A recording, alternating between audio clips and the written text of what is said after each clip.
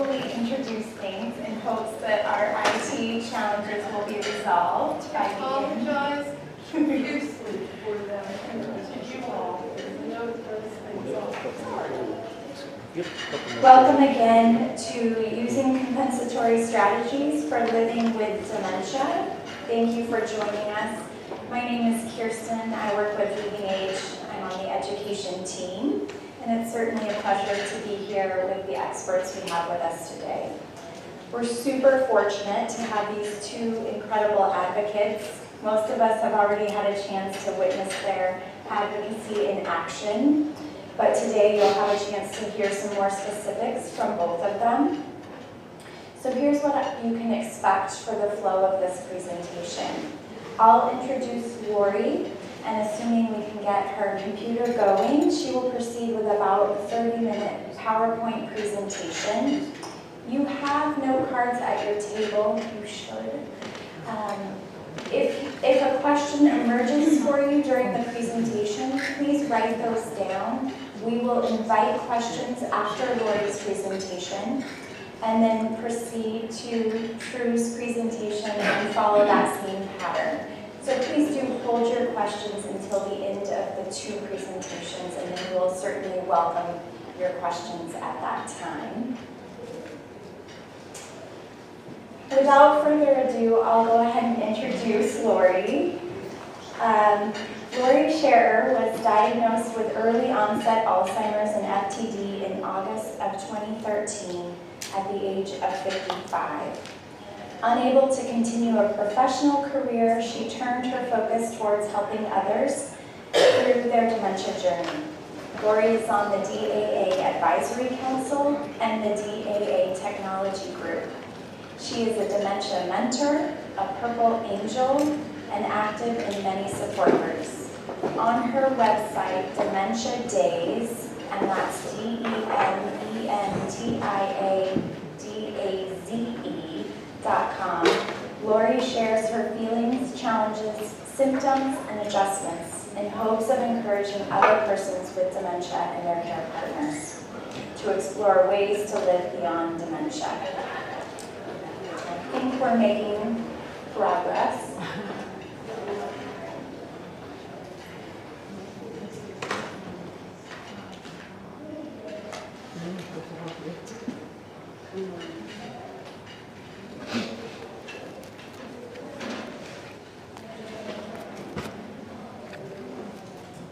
Bad enough working my own computer with dementia, but when I'm working somebody else's and it's a Windows and I use Apple. Okay, do we need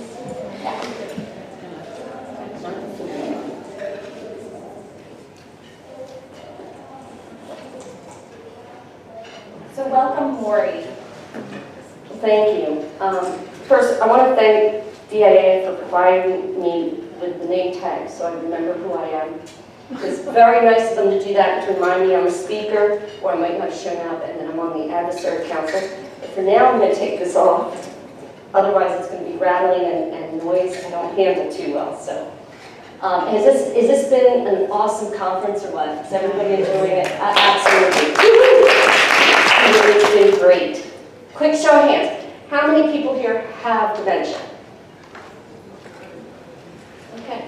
How many are their care partners? Okay. How many from a care facility? Okay. What else do we have here?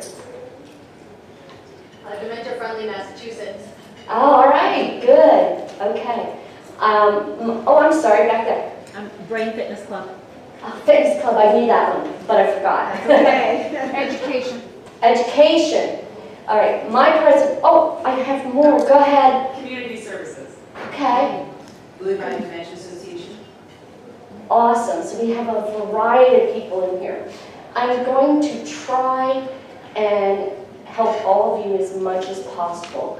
The purpose of this session is to tell you how we with dementia and our partners have learned to cope. So most of one. Oh, hold on. Pause. Yeah, that one. Yeah.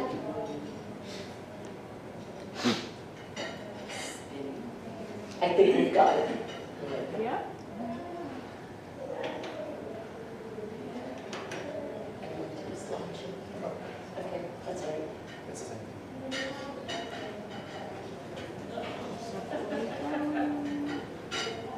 Maybe not. Yeah, it's coming. I'm a very patient person, you can tell that, right? Nah.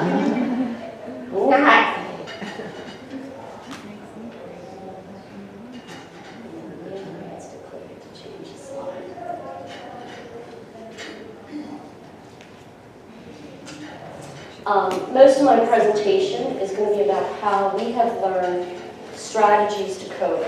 Hopefully, you will all walk away from here with something.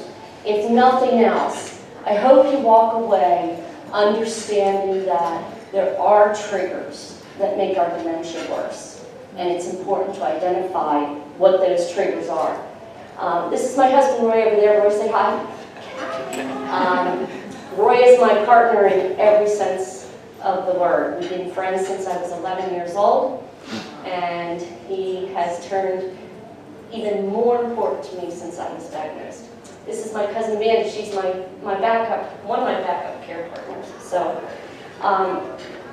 Roy and I work really, really hard to identify what the triggers are that make my dementia worse and try and come up with strategies to overcome them.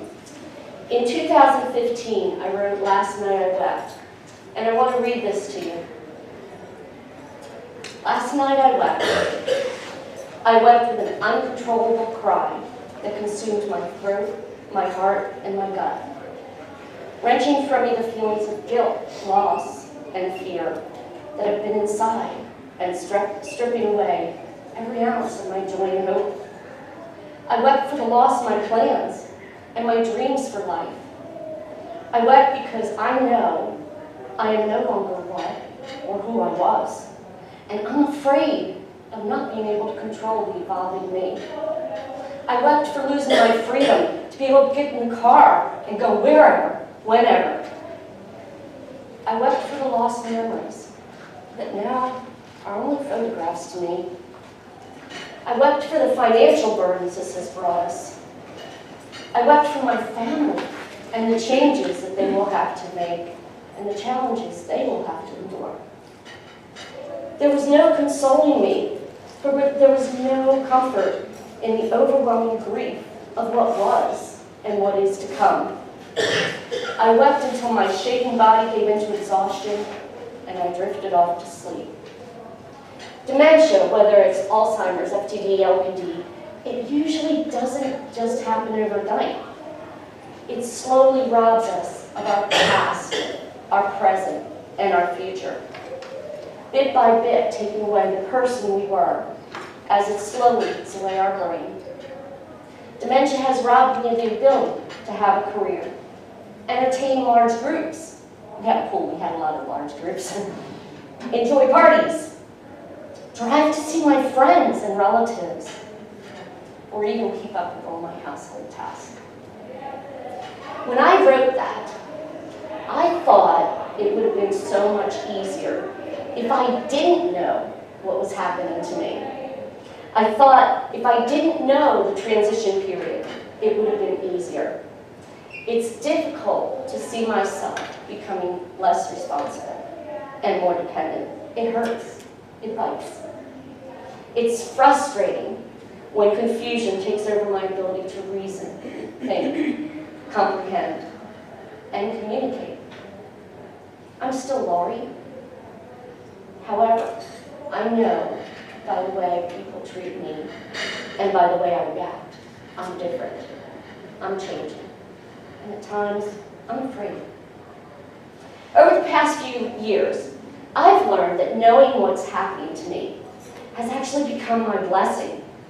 It affords me an opportunity to help many other people that feel like I did when I wrote Last Night I Wept. It also affords my husband Roy and I an opportunity to improve our tomorrows by modifying our todays. In many, many cases, there's something that triggers dementia, a dementia reaction. It'd be so easy to give up and say, I can't do that anymore. I don't want to live my life giving up. As Roy and I work hard to identify the obstacles that cause our challenges and figure out what adjustments we can make to get around the barriers, we don't automatically accept that I can't do anything anymore. Instead, we try to figure out how I can do it. Now, adjusting to overcome obstacles is a very time-consuming and sometimes very frustrating process, but often it can have a tremendous return. It takes work. In order to overcome an obstacle, you first have to identify what the obstacle is. Roy and I have a process that we work through to help us figure out what triggered my dementia. And you may have a handout on this. It looks something like this. First, Roy, and if not, where are the handouts? They're on the internet somewhere? And online. They're online. All the handouts from the sessions are online as well. Pardon me. First, I bet that hurt your ears, didn't it? Roy tries to observe what I was doing prior to the start of my confusion, disorientation, or emotional meltdown. Second, when I'm able, we go to our designated quiet spot. In our case, it's our hot tub, which is really nice. But if you don't have one of those, it could be a closet, or a room, or a spot outside. We discuss what happened, what he observed, and how I felt. 3, we try to determine what started the confusion. Was there a specific trigger, a conversation that upset me, an event, or an emotion? 4, then we try to think, what adjustments could we make to improve that situation? To quote Winnie the Pooh, think it over, think it under. I like Winnie the Pooh, and that's a good phrase. 5, we test our theory. We test, and sometimes we have to go back and start the process all over again. Number 6, we share our success with others. Hopefully things that we've learned to deal with are going to help other people, such as you. So we try and share them. Some of the adjustments that we've made are so simple and actually so convenient that some of our friends and relatives that don't have dementia have actually put them into play, or asked me to put them into play for them. On a crisp spring day, I washed all the sheets and hung them out on the line. The smell of spring, the aroma, filled the bedrooms. I was singing and celebrating how well the day had gone, how much I had gotten done. I got so much accomplished. Woo, go. I made the king-size bed. One great, still singing and dancing. I went in to make the smaller, the queen-size bed, which also lifts up, so it's as easy as pie to make. Wham! I could not make that bed. It didn't matter which way I turned those sheets, the top or the bottom sheet. I couldn't make it. I couldn't figure out how those sheets went on the bed. Suddenly, my beautiful spring day turned into a tornado. Before long, I was in the Dementia Days meltdown, which is not a pretty place. I feared no longer being able to make my beds. Is this something else I can't handle? Following day, Laurie and I began our process. Couldn't find an obstacle, but I could still make that king-size bed. Even though it pulls my muscles really bad. I could still do that. A few weeks later, same thing, beautiful day, want that smell. Brought the sheets in, make the king size, I could not make the queen size. Once again, Roy and I went through our process. Suddenly we figured it out. Stripes. Stripes. The queen size bed had solid sheets. The king size bed had stripes. It did not matter what I did with those sheets. My head would not understand how to put those together. My brain just could not process the direction. The obstacle was stripes. I could still make the bed. Next step, make adjustments to overcome the obstacle. Well, financially, buying new sheets. I don't know how many of you are on disability. It's not going to happen. Our solution, I sewed a tag on the bottom of each sheet. And I did blankets as well. And then I labeled them, king, queen. When I go to make the bed, I put the sheet on the bottom, middle of the bed, or I put the tag on the bottom, middle of the bed. It's all lined up for me. It's perfect. I don't have to worry about whether or not it's in the center. And then I also marked them king or queen. So when I go to take them out of the closet, I'm not trying to make the king-size bed with the queen-size sheet because I have them already labeled. So far, it's working great. Grocery shopping was a real struggle for me. Since noise is always an issue that causes confusion, I was already using my earplugs. Pardon me, but I was struggling. I was forgetting items that I needed and buying things that I didn't need. For example, obsession seems to be a big part of dementia. As I'm sure you know, we say things many times and don't realize we did, because we get that thought stuck in our head and we keep repeating it.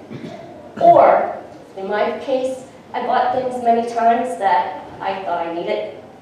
One day, Roy called me and said, "Do you need anything from the grocery store?" I said, "Yeah. I need some butter and green beans." He returned home to find that I had 36 cans of green beans, 9 pounds of butter, and it's just came out at home, by the way, 5 bags of Hershey Kisses, and 28 cans of beef broth. I couldn't figure out why my pantry was so full. Forgetting or adding things was not my only challenge. I had a tendency to walk away with somebody else's cart, or put my purse on the shelf, and then I was stuck. When I checked out, I was forgetting to use my coupons or my store card. The amount of confusion and noise in any store often causes severe mental fatigue. It's too much to process. We can't handle it. Returning home with a load of groceries and needing to put them away was often extremely overwhelming. At times I couldn't remember where they went.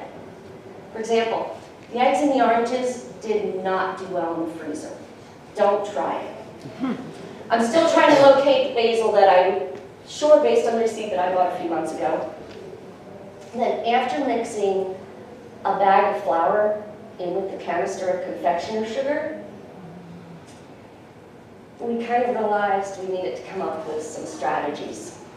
So once again, we put our heads together to find out how to make grocery shopping easier.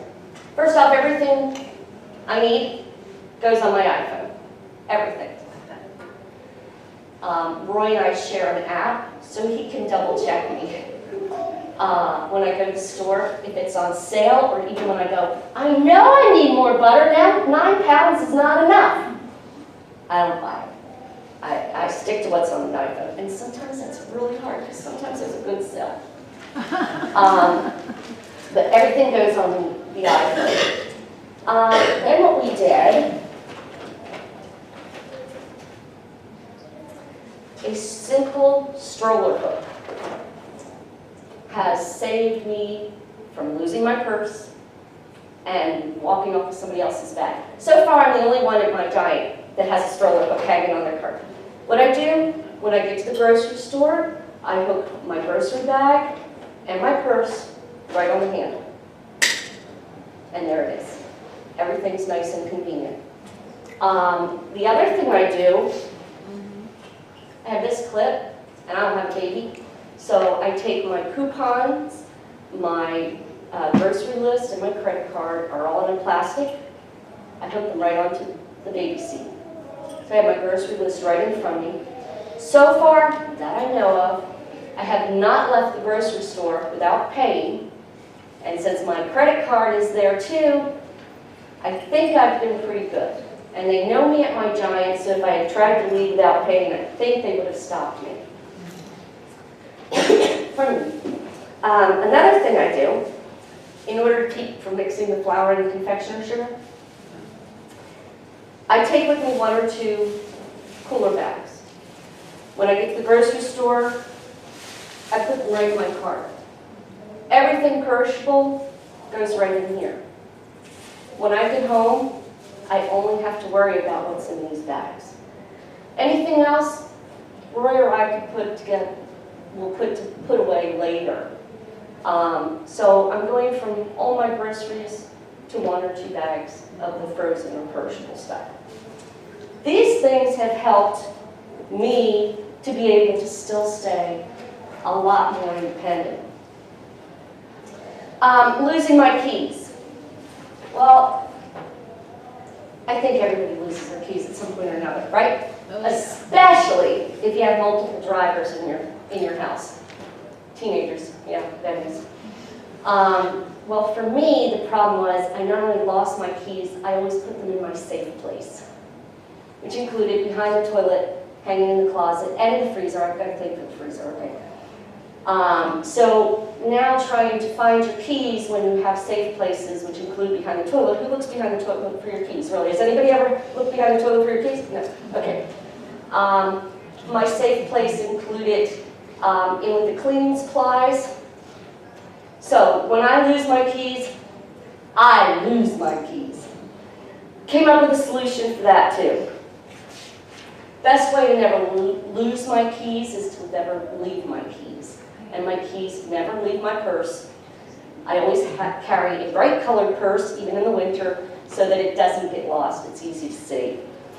My keys are attached here, long enough to reach the door. They never come off my purse, never. Since we started doing that, I have not yet lost my keys. To lose my keys, I'd have to lose my purse, and I've gone from carrying little ones like this to ones like this, basically so that I don't lose them. Perhaps the biggest challenge Roy and I have ever faced boiled down to routine.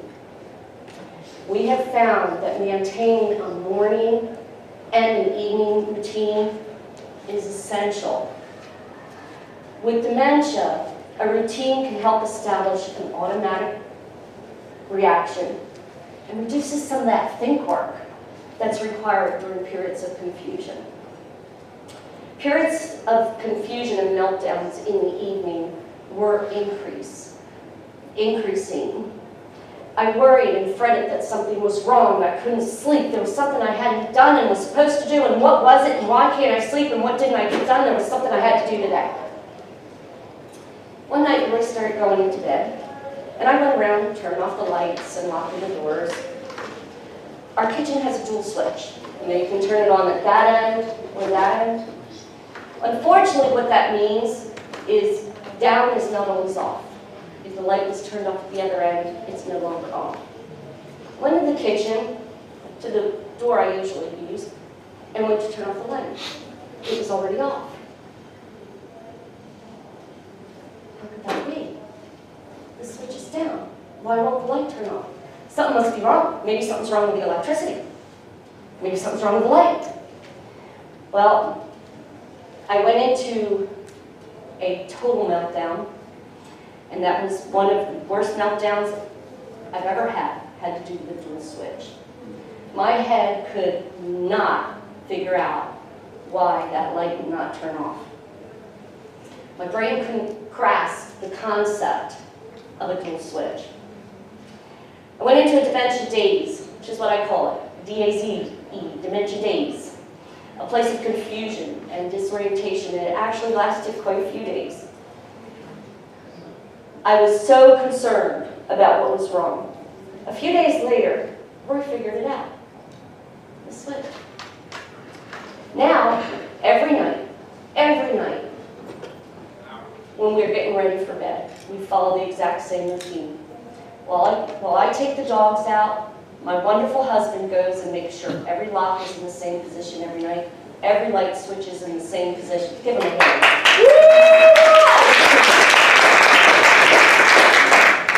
He makes sure the curtains are open, so I go around and do every single thing the exact same way every time. This has made such a huge difference in, number one, our sleep, because when I get confused, he doesn't sleep, neither do I. It's made such a huge difference in our sleep and in my total confusion and dementia meltdowns. Traveling can cause some concerns, not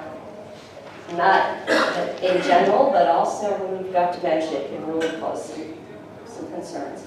My tips for when you travel: plan ahead as much as possible. Use TSA and the airlines.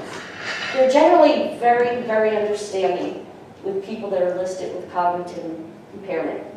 Pack your clothes together. I'm going to show you my my system. The way I do it, I get one of these, and I do it pants, shirt, shirt, because generally people wear the same pair of pants in their outfits. Pants, shirt, shirt, and I didn't bring it on purpose, but I usually hang my undergarments and stuff. Yeah, I left them up in the room, okay? But I hang them in a little bag on the bottom here. When I get to the hotel, first thing I do is match them up, hang it in my closet. This way, when I get up in the morning, I need to decide which shirt and which pants. I make sure the undergarments match, so I didn't wear my black underwear when I wore this, or the pink polka dotted ones either. So I make sure that the undergarments match, and then everything's fine. This has eliminated so much confusion for me when we travel. We figured this out after we had been on a trip where I got up in the morning and had a bad time. I found I couldn't be in a suitcase, and I couldn't have my stuff in a drawer, and we figured this out after a meltdown on one of our trips. I knew it was going to fall apart. Go early and get adjusted to your surroundings. For people with dementia, getting there early is, if you get there like right before the conference or right before whatever you're doing, it's like wham! All these people, all these things. And Dementia Action Alliance has even encouraged us all to get here early because they understand that. Find a quiet spot. Even when I'm away with my family,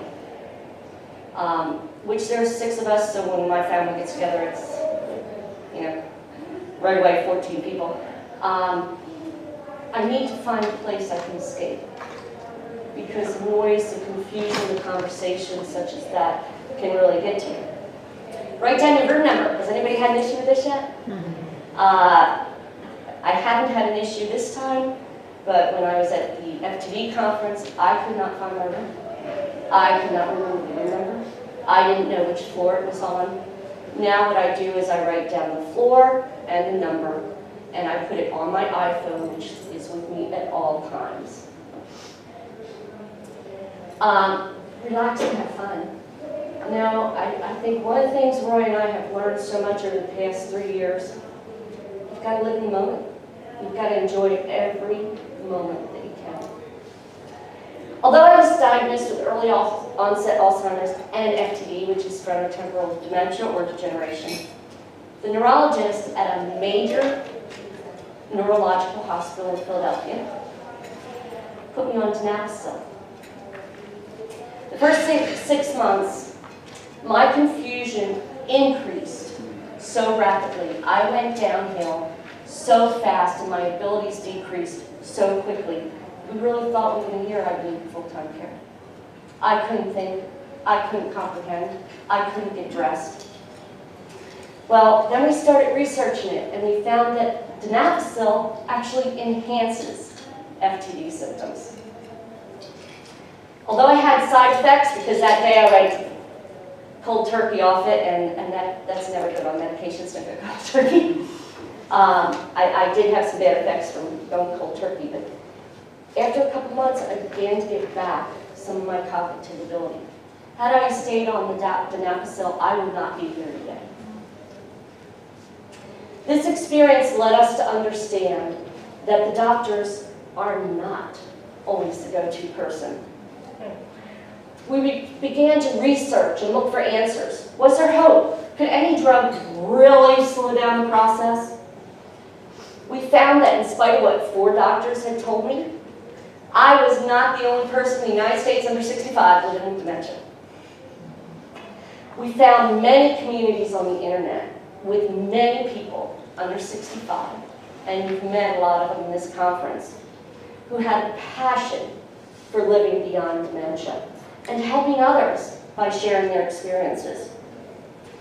In my dementia community, I have found a strength and a bond that allows me to live independently. It allows me to share and learn from others. Roy and I also found that together we could improve our lives and partially control some of my symptoms. I had the privilege of selling mobility vans and disability equipment. This included the wheelchair vans. During that time, I became so inspired by some of my customers who had lost their limbs or become partially paralyzed, and yet they forged on. They had a drive and even a passion to take each challenge head on and learn how to adjust to improve their lives. Some knew their disease was fatal, but they kept trying. Oh yes, there were many who crawled into a shell and went, woe is me, look at my life, how sad is my life. We look at dementia the same way. Just as with physical disabilities, we need to learn to make adjustments for our cognitive impairment, just as those with physical disabilities. As with my clients, nobody is the same. An adjustment that works for me may not work for Susan. However, with continuous observation and adjustments, we can't make the disease go away. We can't slow it down. But I truly believe by finding the triggers that aggravate the symptoms, we can make adjustments to live a longer and happier life. The first wheelchair van was designed by Ralph Braun. Ralph was diagnosed with muscular dystrophy and was never able to walk. Doctors told his parents, he'll never be independent. At a young age, he set his mind to engineering the first battery-powered scooter. He still had his arms. From there, he designed the first wheelchair lift and installed it in an old postal jeep. Necessity is the mother of invention, and Ralph's physical limitations only served to fuel his determination to live independently and prove to society that people with physical disabilities can participate and live an active life. What started as a personal drive to be independent launched the mobility movement and evolved into the leading manufacturer of mobility products in the world. It also made him an extremely wealthy man. Although it took many years, our society has begun to accept physical disabilities. We, and our government, also accept our obligation to invest time and money into finding ways to adapt to the challenges of a variety of physical disabilities, including Braille and the drive-up ATMs. I am thrilled to see the number of aids now available to provide people with physical disabilities a chance to live a much more independent life. I know there's much more equipment that they need. However, that need is just as great for those of us with cognitive impairments. Society generally has not learned to accept people with dementia. We have not learned to provide money or government funding or educate businesses like we did with ADA movement. We have not learned to educate companies and professionals on dementia. There are some adaptive tools, but not many. There is currently no cognitive impairment adaptability movement, maybe because it's too long. And in fact, generally, we're given no hope of living a beneficial life. In fact, we're given no hope of living. At the time, many of us are diagnosed. Many of us. We receive, and I think you've heard a lot of this during the seminar, we received words like, get your affairs in order and go see an elderly care attorney. We're given no hope of adapting to any of the symptoms that we will go through. If anything, we're handed a brochure from the Alzheimer's Association and told, call them. When I gave my neurologist a list of websites, Facebook groups, chat groups, dementia mentor programs, and I said, I was so happy I was going on a clear, good day. First time I had seen her on a good day. And I said, please, he said, have helped me so much. She handed it back to me and she said, the Alzheimer's Association is all they need. Once again, there is no hope. We are a generation of technology. As early as age 2, maybe younger now, children are starting to use computer programs. Our world is digital and computerized, and yet doctors continue to test on an analog clock. And they find it difficult to believe that people with dementia can handle technology as part of their normal life. I programmed computers part of my life. I didn't hand script invitations. For many of us, it's more difficult to write by hand. It's more think work to write by hand than it is to work on a computer. And yet doctors don't understand that why you can work on a computer. We as people living in the dementia world need to start finding more ways to adjust and start building our adaptive equipment. As groups of us come together to advocate for better life and less stigma, we need a few Ralph Brauns who say, I have to do this for myself. I have to do this. We need a cognitive impairment adaptability movement that uses technology to enhance our lives and allow us to live more independently. The DIA Technology Group is working to identify, test, and perhaps invent more dementia-friendly technology and adaptive aids. DIA and many other groups are working to offer tips, such as some you've seen today, for living a better life with dementia. Together, by sharing strategies, we can improve the quality of our life with dementia. I want you to imagine for a moment a line of clothing like Dramels. Everybody remember Dramels? Okay, good, I'm not aging myself here. A list of clothing where you get up in the morning. Now, Dramels was designed so that children could learn to be more independent and pick out what they wanted. So they would go to the closet or the drawer. Everything went together. Everything coordinated. Imagine if we could get up in the morning, have that picture, get up in the morning and everything, it didn't matter what you picked out, it went together.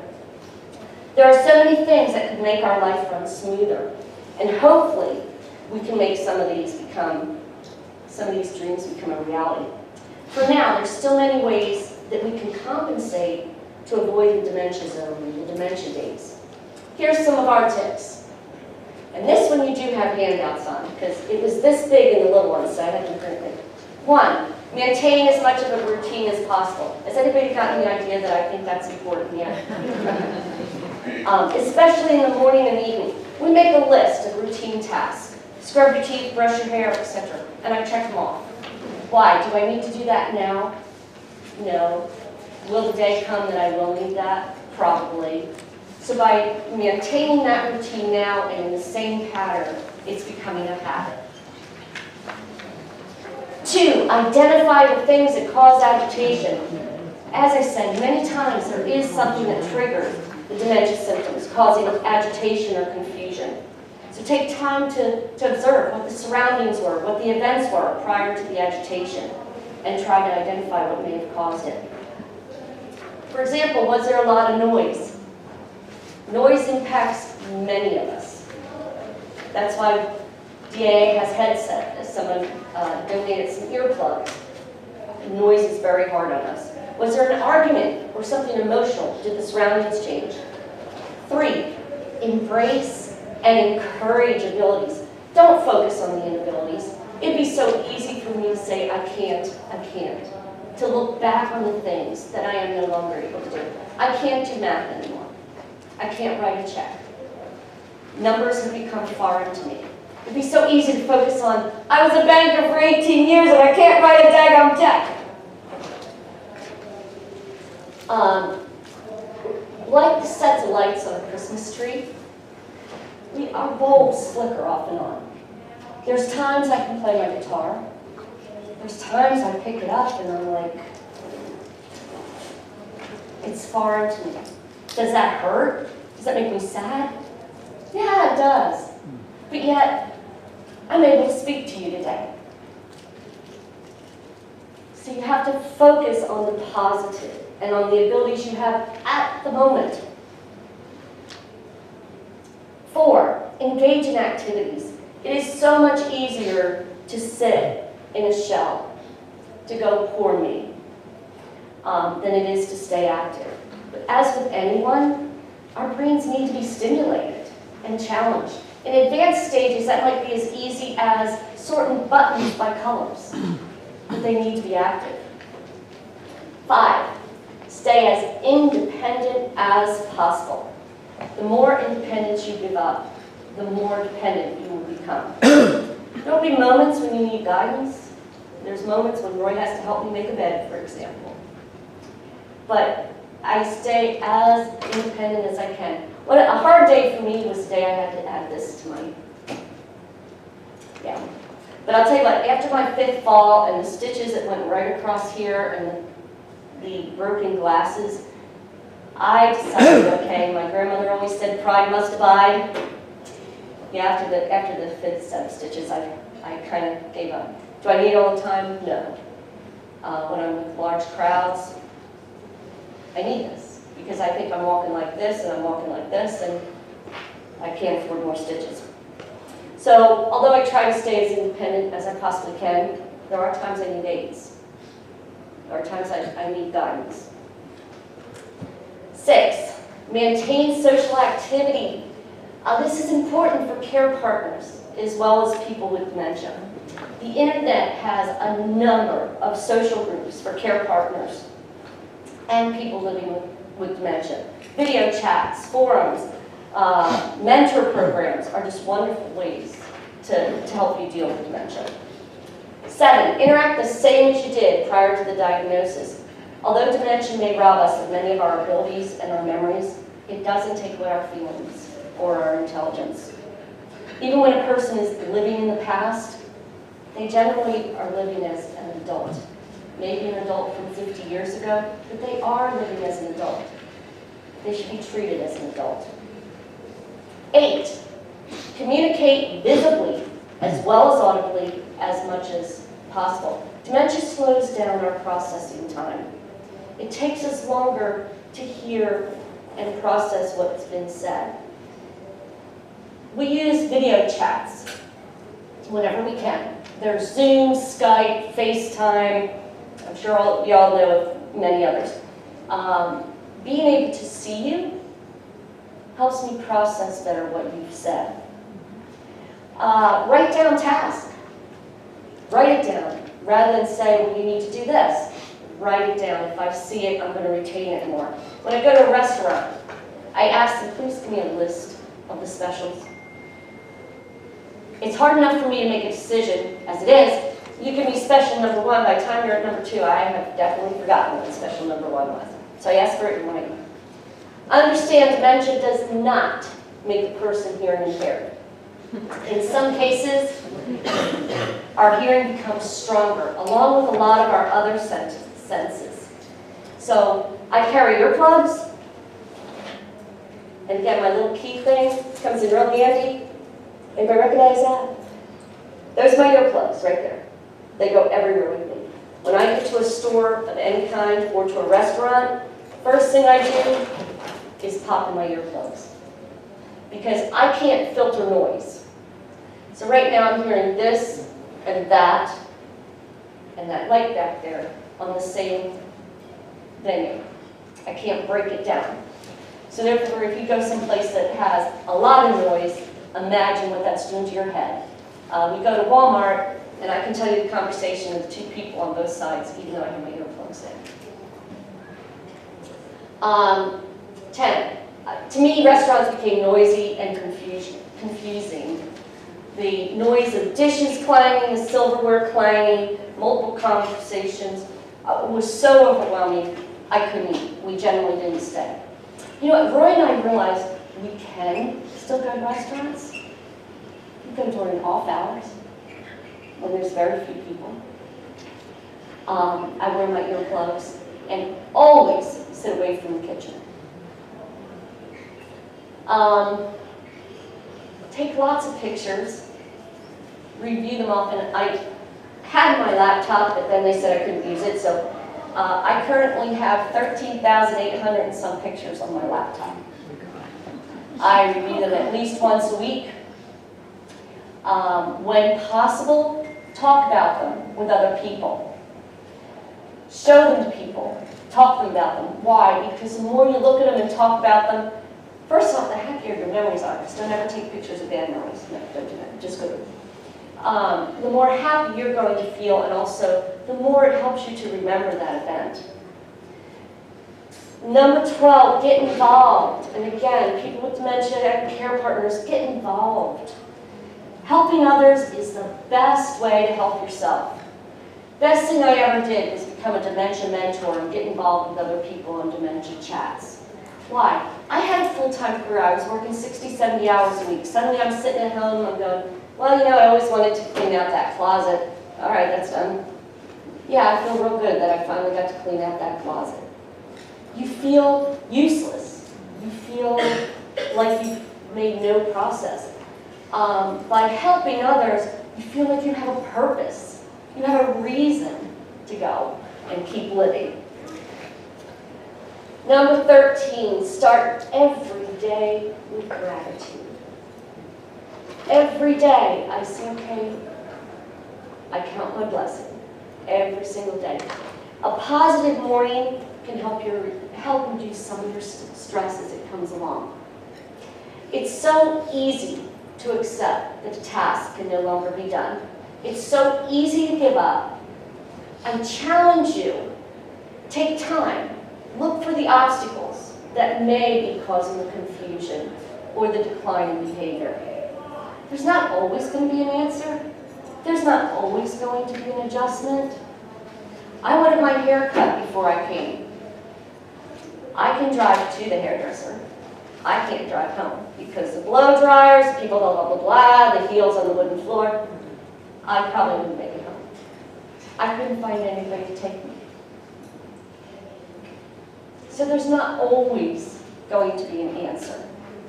You know what? Sometimes there is. And sometimes that answer is as simple as striped sheets. What questions can I answer for anybody? White noise, do you use that as like a therapeutic thing to help you calm down, or is that kind of a distractor for you? I think it's a distractor for me. I use my headphones and music a lot. If I feel I'm going down, or if they feel I'm going down, it's my music, not somebody else's, my music that I like. And I actually have 3 different venues of music that I use depending on where I'm at. Music definitely is a calming point for me. And my rocking chair. I need that motion of just a slow rock. Also seems to help me pull myself out. I want to be mindful of time and ask if we could just improvise a bit and hold on to these questions so True gets her full 30 minutes since they both prepared so much, and IT was our challenge, not these folks. So thank you. In other words, I talk too much, right? No. Thank you, Laurie. Thank you so much.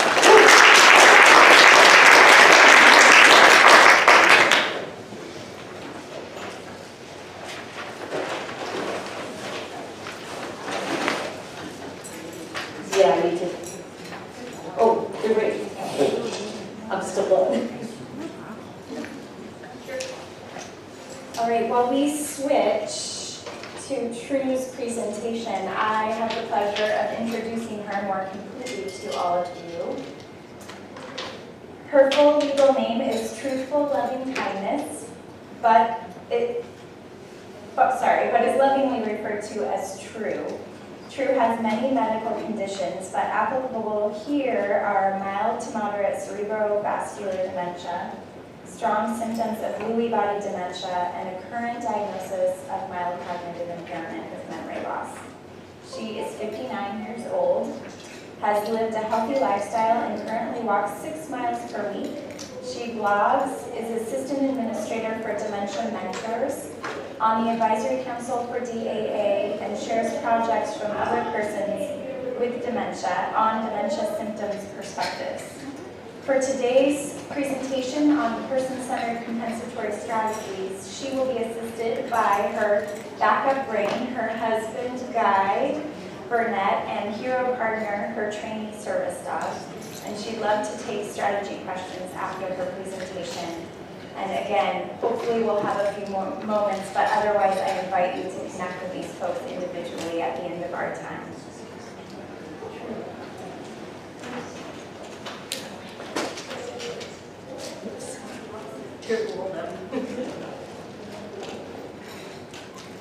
Thank you. Sorry, okay. Thank you. You want to sit? And leg. Hero. Leg. Thank you. Thank you for the introduction, Kirsten. And thank you, DAA, for giving persons with dementia speaking opportunities. So why should I speak on person-centered strategies? Since my physical disabilities began at 18 years old, I had more than 20 years to analyze compensatory strategies and put that perspective as priority before my cognitive disabilities began at 41 years old. Now I've had 17 more years to analyze workarounds for progressing cognitive disabilities. A compensation strategy, or workaround, is by nature usually a temporary fix. And that's very, very true of dementia symptoms. The strategy that worked last month may not work this month. Okay, am I supposed to? Yep, thank you. May not work this month due to progression of symptoms, or with Lewy body, it may not work an hour from now because of the wild fluctuation of symptoms. So be flexible. Trying to cover lots of material. We're recording this. A transcript will be on my blog. So I'll quickly touch on as many strategies as I have time for, and then take a few questions on the topic of person-centered strategies.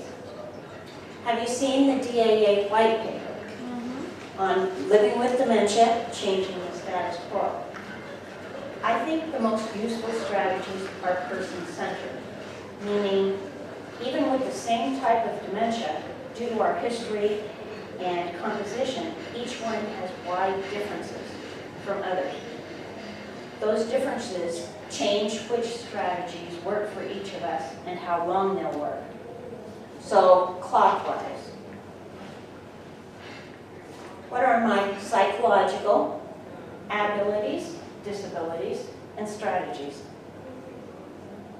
One method for strategies is capitalizing on the thinking processes that work best and minimizing reliance on those that work least. Neuropsych scores say my abstract reasoning is still labeled superior, and my visual processing is still very superior. So that's helpful for research. I still have good skills for relationships, and my writing skills are mostly intact. But after 17 years of decline, most everything else is really low. Reading comprehension, arithmetic, and remembering are the biggest holes that I need to work around. Here we compare my neuropsych math scores over time. I was in gifted math during grade school, business student of the year in high school, and worked in accounting. So my math started very high. Even after I lost my job due to what was probably my first stroke, arithmetic was still at 75th percentile. That means still better than 75% of others with 2 years to college. But as you can see, it's now dropped to 5th percentile. Numbers, numbers, numbers. I no longer understand numerical concepts over about 10.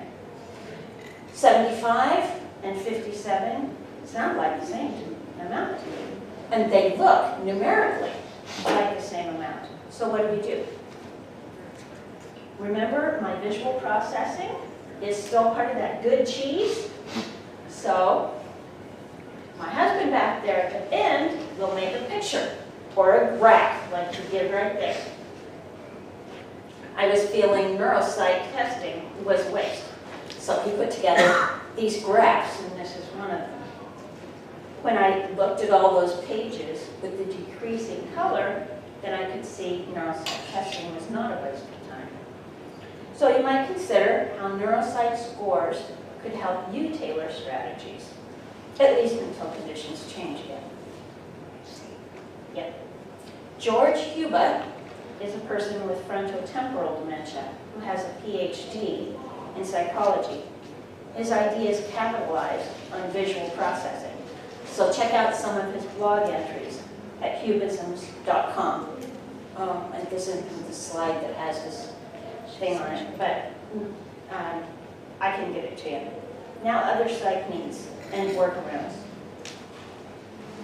Yeah. Some of my common Lewy body symptoms that create problems are vivid dreams during the night and hallucinations during the day. Lewy Body Dementia Association says ultra-vivid dreams and hallucinations are so common they're almost hallmarks of Lewy body. I have two kinds of dreams, either violent blood and guts dreams where I rescue and transport at-risk people, or reading emails from friends. I never liked violent movies, but my dreams would make great movies. They always have a happy ending, or usually, but always after lots of stress. Hero, lay down. Thank you.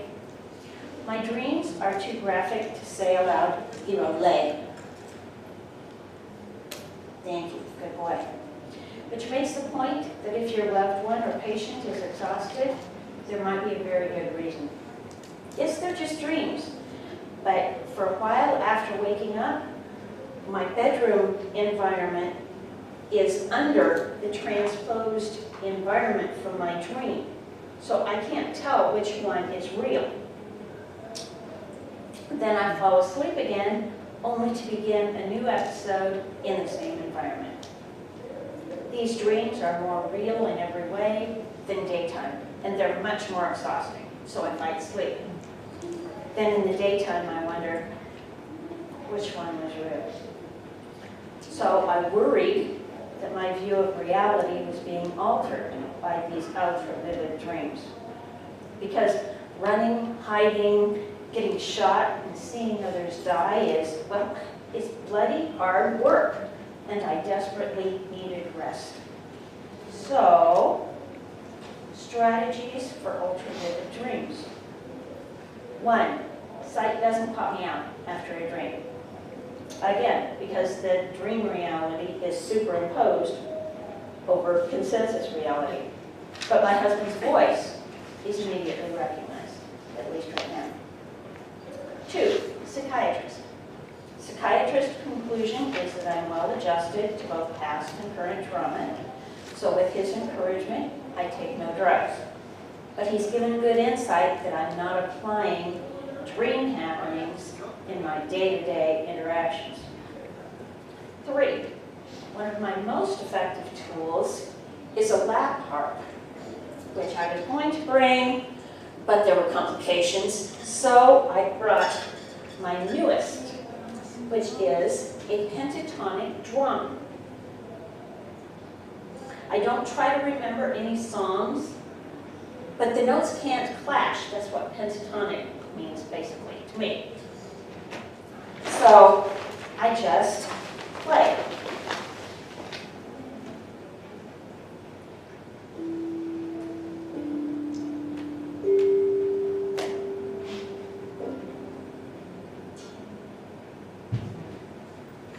And that is helpful for changing channels.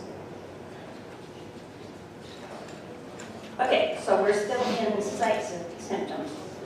How about hallucinations? Remember that although hallucinations come later with many types of dementia, they're early with Lewy body. Before I got my dog, mostly I relied on other persons around me.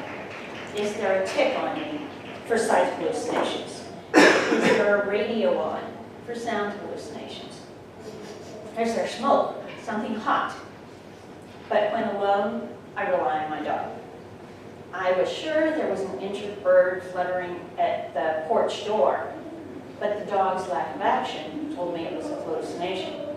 The next day, I saw a bird just standing on the kitchen floor.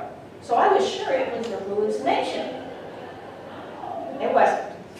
That one wasn't. I have online peer groups, and I asked friends with Lewy body. So now, retired Dr. Jennifer Butte and I both use fresh coffee grounds to relieve bad smell hallucinations. Mike Maverly and I both use overriding sound hallucinations with a louder sound, but that can be difficult because of overstimulation. Curry Weisenhunt suggested a journal for the doctor, etc. So here's a hard one.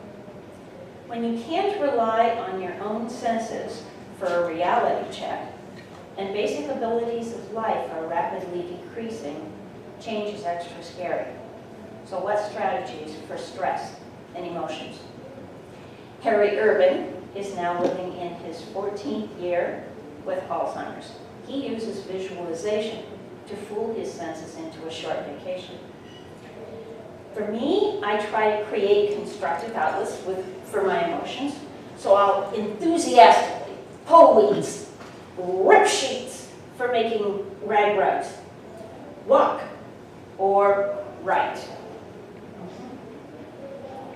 Right now, my most effective tool for grief work is still writing, then adding a picture to what was written. It can be as simple as pieces of paper behind the prose. But this method provides a page for my life notebook. And tactile memory. Look closely on the dresser drawers. I discovered that just like kitties purr when you visit them, the suction cups from octopus will suck in and out on your skin as they like you. So along with hickey kisses from the octopus, I brought home a stuffed toy to go on my dresser drawers. So you get the idea, tangible objects to hold as you're being reminded of the event. And I touch them every morning when I get dressed, because I've got to move them in order to get to my underwear. Okay. Spiritually, what are my current abilities, disabilities, and strategies? I think spiritual life may carry stronger feelings than any other category. For many folks, this is what guides the ship, but for others, it makes them really uncomfortable, so I'll keep it short. First, I want to note the Wings of Prayer drawing by Sunny Chandra of Singapore, and the meditation drawing from Nair Scholars Rock. Maybe your spiritual strategies involve connecting with the earth through gardening, or time with the woods, desert, or ocean. To each his own. As the person loses ability and control of their time, their clothing, and their environment, their belief system may become cloudy and inconsequential, or it might become even more crucial to their identity and personal well-being. Theology has been a major interest of mine since I was very young, but now I don't remember the ancient languages of Scripture. The words are familiar, but the meanings are lost. So since dementia intensified, prayer and relationship has taken priority. Also, my more recent belief changes are getting fuzzy. Why did I decide that? And when reminded, I only remember it for a few minutes. Beliefs, rituals, and hymns from my younger years are again comforting. I know that I disagreed with some of the theology, but I don't remember why. So this year, we had a Christmas tree again. I remember I had strong reasons for discontinuing a tree, but when I asked my husband why we don't have a Christmas tree over and over again, it's time to have a Christmas tree again. And now it's different. With my dementia symptoms, I don't remember the theological background. I remember the family moments from my youth. While many aspects of life are declining, my spiritual life is continually growing. Non-word communication creates unbelievably rich, exciting relationship connections. For me personally, Creator's love is the anchoring absolute of my life. It's the lodestar of truth that anchors the circumstances I find myself in and guides my decisions. So I have a separate love for my spiritual journey. And on to social abilities. We can have huge differences in social needs. I'm a strong introvert, which brings, click again. I'm a strong introvert, which brings different social needs than those for an extrovert. Introvert, extrovert does not mean being shy. It's your social energy. No time to get into it, but don't assume you know the social needs for someone other than yourself. Look into it deeply, because it's something that really can create problems. Disabilities. For me, probably the biggest is not recognizing my husband, especially in the morning. Since he's in bed with me, I assume he's my husband, but this is not how I am expecting my husband to look. I'm expecting a younger man. So he's learned to say good morning. Good morning. As soon as he wakes up. Last year was the first time I didn't recognize him in public. I was coming back to the restaurant lobby from the bathroom, and men were sitting alone at 4 different tables. I didn't go up to each table asking, "Are you my husband?" But I thought I might need to, and it brought a giggle. That's when I decided to train another service dog.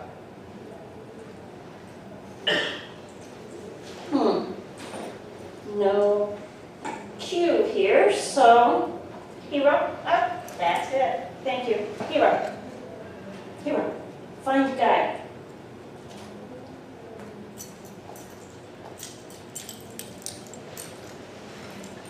He also, oops, that's where Guy was left, huh? He also has other tasks, like balance support and helping discriminate reality from hallucinations. And the rope means he's supposed to bring him back to me. Thank you. Good job, hero. Thank you. Good boy.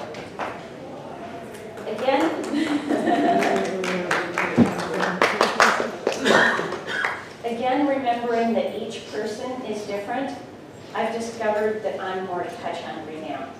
So along with my puppy, and he's only 10 months, I have pet chickens that enjoy lap time. And it's a very lost feeling when you don't know where anyone is or when they'll come back. I mean, you're all alone in the whole world. So we use a chalkboard at the front door and, thank you, cloth chalkboards when traveling. My sister makes them. And you can see it's all written on because every time he left this morning, I needed to write down where he was. And that's what we use when he leaves me in the car, when he leaves me anywhere. Thank you very much. Okay, other than family and animal, most of my social strategies are online. Oh, I'm sorry, that is driving me crazy. That's driving us. My primary peer group is Dementia Mentors video chat. There, my symptoms are so common that I consider myself normal while in chat. Other video chat peer groups are Friday nights with Harry Urban, Dementia Chats, by Laurie and Dementia Alliance International. There's also a lot of online texting groups. My Facebook page for Dementia Symptom Perspectives has suggestions and links. I think it's impossible to overemphasize, thank you, the importance of communication and relationships. Relationships are what make life worth living, and communication is the building blocks for relationships. I consider communication also the primary pivot point for all major dementia issues of today. Financial, what's that S word that is so, I didn't write down this part, it just came, anyway, okay. So I devote a lot of space on my blog to issues of communication. My top strategy for communication is this. There's no such thing as background noise. Most of us have no noise discrimination. All the sounds go in a big puddle on the floor, and then our tired brain gets to try to pick out the sound of your voice with the words and phrases. Reading lips, using body language can help if you are speaking slowly, clearly, and keep yourself in the line of sight. But remember, it's always extremely exhausting. Also, check out the Caring Conversation Toolkit from DAA. Like I say, this is a hugely important issue. So please check out my blog for other entries on communication. As Helga Rohrer said, give us a voice, listen to us. We tell you what dementia-friendly means. But you must learn how to communicate effectively with us. Last note on social is words. Difficulty finding words is not new for me, but problems understanding words is. When the restaurant waitress gives me choices, lately those words have no meaning. So we bring pictures for the side dishes to point out the options. At this stage, it isn't needed every time, but when it is needed, we've got the picture for him to point out what she's talking about. Now, biologically. And again, I have good muscle strength from exercise most every day of my life, but my personal disabilities include complication from other diseases, along with intense tremors and balance issues. Sound disorientation. For many years, alarms were great memory tools, but they're not good for me anymore, because my sense of direction for sound is gone, and my memory for what things make different sounds is gone. Smoke alarm, phone, microwave, toaster. Which appliance is making the sound? Where is it? Don't care what it wants. I just want the noise to stop. Dressing is a big topic lately. I draw a heart on the inside back center of all my necklines and all my waistbands. It helps to orient where the piece of clothing belongs on me. After all, underwear is just a series of holes. Okay, and photo hallway. To remember the special people and times of my life, I need to pass through, it's the hallway right in front of the bathroom. So I've got to go past it a lot.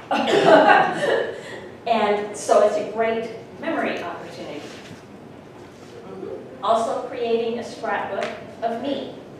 I've heard it can be helpful to retain identity. So, what do I consider the most crucial tip for persons with dementia? G to AP.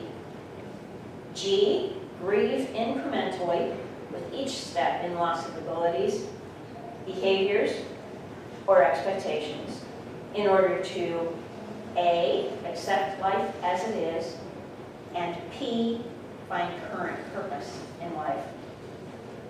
G, grieve. As each new symptom appears or intensifies, we need to go through the grief process again. In excruciating increments, I'm losing you. Moment by moment, day by day, piece by piece. I'm losing not only you individually, but every single person and event and animal and, oh God, it really hurts. Sometimes this grief feels like fear or anger. It can trigger flight or fight adrenaline. After I've worked off the adrenaline, then sometimes I cry. Sometimes I not only cry, but I desperately cry, desperately pray, hug my, there he is, fuzzy dog, go out for lap time with the chickens, crochet with extra soft, cuddly yarn, or draw, or write. If those emotions hit late at night, I'll play me a lap car. If, while I'm in the car, I've got a small stuffed animal on the dash, I grab that stuffed animal down, and I'll stroke it while the tears fall. It's okay to cry. I consider it renewing until the next time I have to go through it. Okay.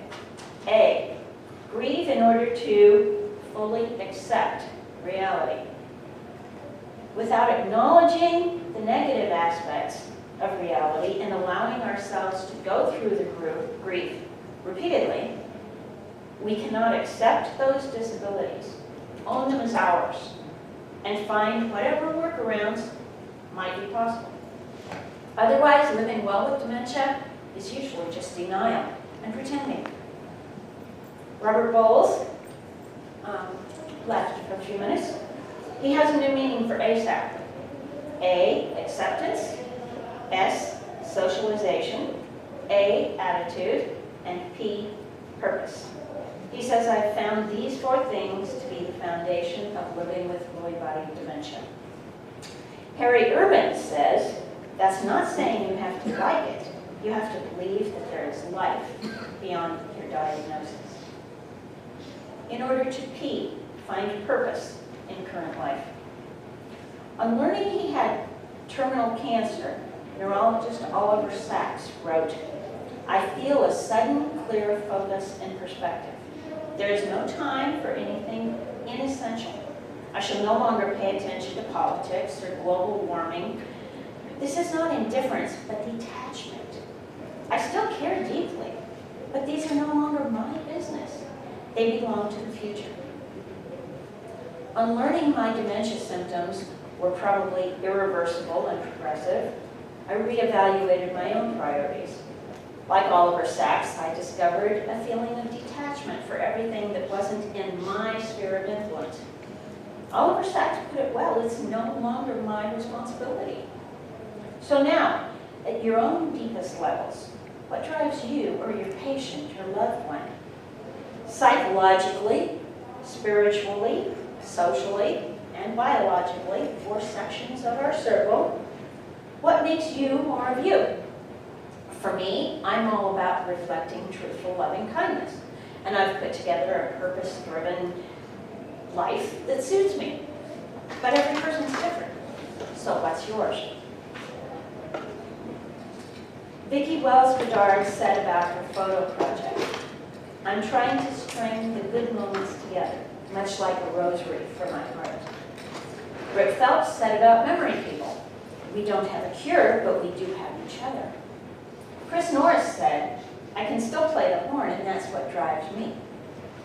Jeff Borkoff's video talks about transcending and transforming identity.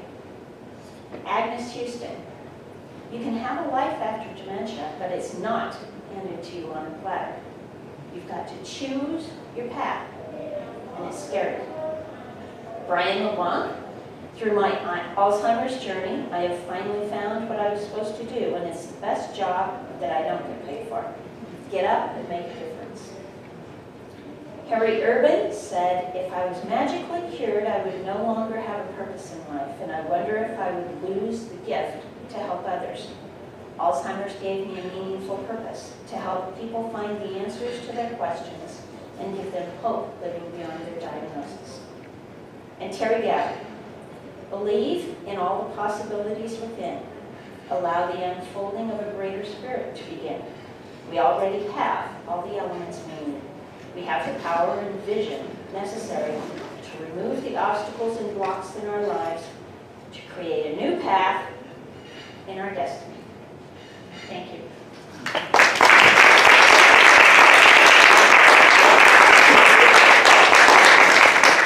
And there's my website. You know, we've almost come to the end of our time, but do you all have any questions for either Laurie or True?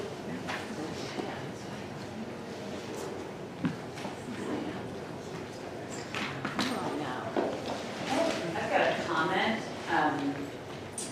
I'm an occupational therapist, and I've heard a lot of training on adaptive strategies, and I have to say that this is the best learning opportunity that I have ever been in on that. And so thank you both for your insight and for your willingness to share. And oh my gosh, I hope this is just the beginning of an ongoing many opportunities for you and others like you. So thank you. Well done.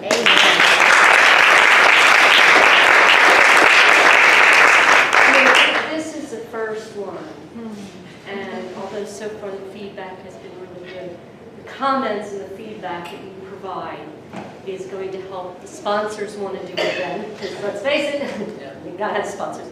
The more you can give the feedback to any surveys you do or whatever, the better our chances of doing it again. So thank you very much for giving us the opportunity. I think you guys are the missing piece to our training in this industry. And my eyes have been so open and the opportunities, I mean, I cannot wait to get back to work and redo what we're doing. Oh, good for you. Most of us have websites also. Yes.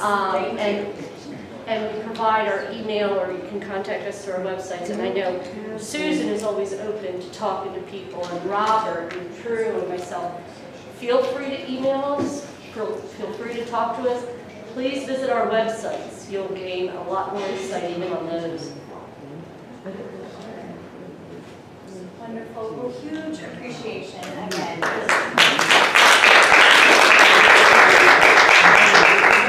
Have a code from Mel. Oh, that me? Okay, 70. Awesome. Thank you all for your participation.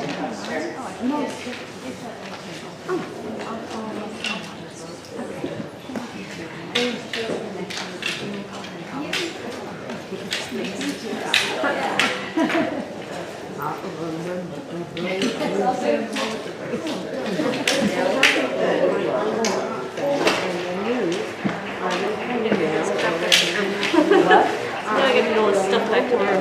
This has to be yeah, you know what, you hold on to that. Yes, and that will resonate. That may be the cue.